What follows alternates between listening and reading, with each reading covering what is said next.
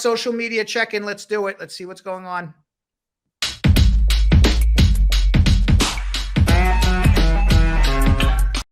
Shireen Cuisine with a pre-schmooze question of the day. If 60 days passes since the RFE, which is a request for more evidence, well, in this particular case, a marriage case, more marital evidence, and she responded, nothing happened, what's the best thing to do? What if they say not received? Well, hopefully they received it. If they didn't receive it, they're going to deny your case. So I don't think that's the issue. If 60 days has passed and you submitted the RFE, first of all, they have up to 120 days to respond to an RFE. So 60 days is no big deal.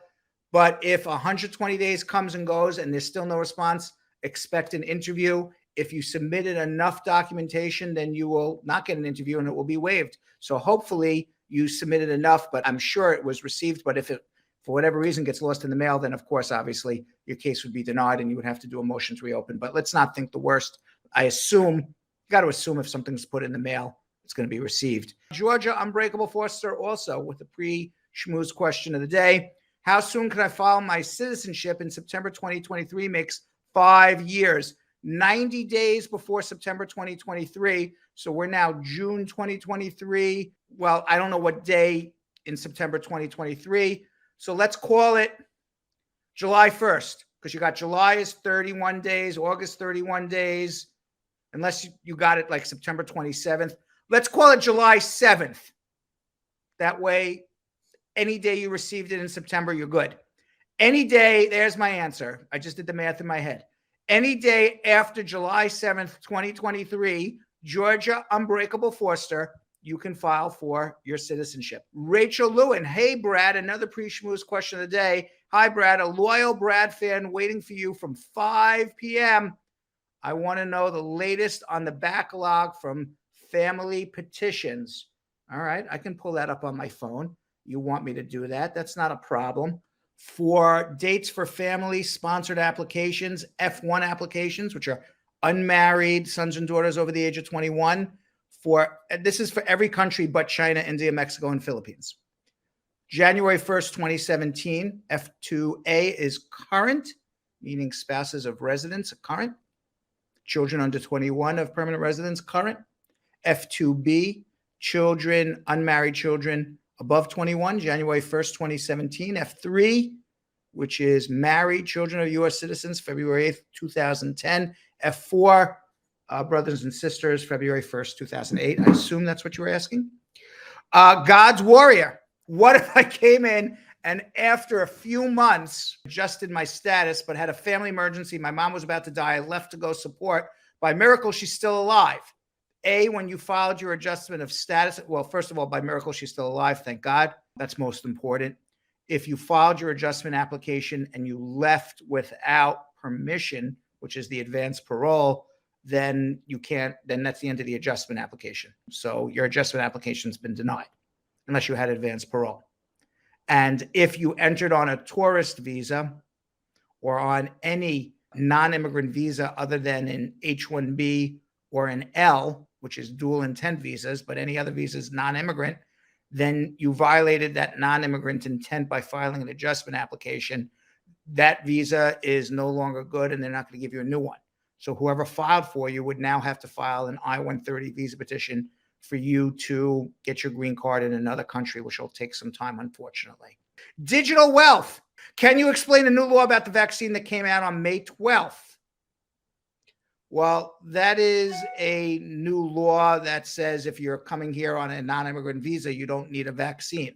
But if you're applying for a green card, you still need a vaccination. That law has not changed, a COVID vaccination, or you need to file a waiver based on religious grounds or moral objections that you refuse to take the COVID vaccine based on your moral objections. I would say it's more likely now to get approved than in the past because the COVID pandemic is over, but not a guarantee. There's never a guarantee to get the waiver for the vaccine approved. I would say when COVID was rampaging through the United States, it would have been very difficult. Now it's probably more likely to get approved as long as you have really good moral objections. but it's still never a guarantee. So if you're applying for the green card and you want a guarantee of getting a green card, you take the vaccine, like it or not. You want to file the waiver, roll the dice, and if they deny you, then you would have to refile all over again. You can do that as well. It's not the end of the world. You have a better chance now in 2023 than you did in 2021 or 2022, for sure. The law is just for people coming that you don't need to prove vaccination just for your visitor's visa coming anymore, or renewal of the visitor's visa. Duma Nunu David. Hi, Brad. Can I change lawyers, affect my case because I'm thinking of changing my lawyer? Well, if you're changing from a bad lawyer to a good lawyer, I think it'll affect your case very well, positively. If you're changing from a bad lawyer to a worse lawyer, I think it'll make your case worse. But you, my friend, Mr. Dun Minunu David, are the captain of your own boat. It's your life. You get to choose your lawyer. You can switch lawyers whenever you want. It affects your case positively if you switch to a better lawyer, and it affects your case negatively if you switch to a worse lawyer. But the actual act of switching a lawyer will have no effect on your case whatsoever. Sophia Henderson. Uncle Brad, I'm asking for a friend. She got an RFE for an I-130A. She submitted a month ago, but has not seen what they say. They received it filed electronically. If you did it properly and you didn't hear anything, then everything's fine. So if you got an RFE for I-130A, that was an RFE that came right at the beginning of the case because you didn't submit all the documents. Now you submitted all the documents. Presumably now you should be getting your work permit and travel document, and your case is processing along. So the only reason you would hear from them within a month or two is if they deny your case.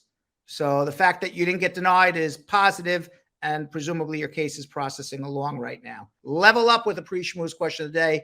Someone I know is over 21 and their citizen parent filed for them while in the United States. Adjustment status was denied, but the I-130 was approved, but the visa won't be ready anytime soon. Do they have another option? Yeah, figure out a green card another way, but there's no option on that parent. You got to wait on the I-130, then do a provisional waiver, go home and come back.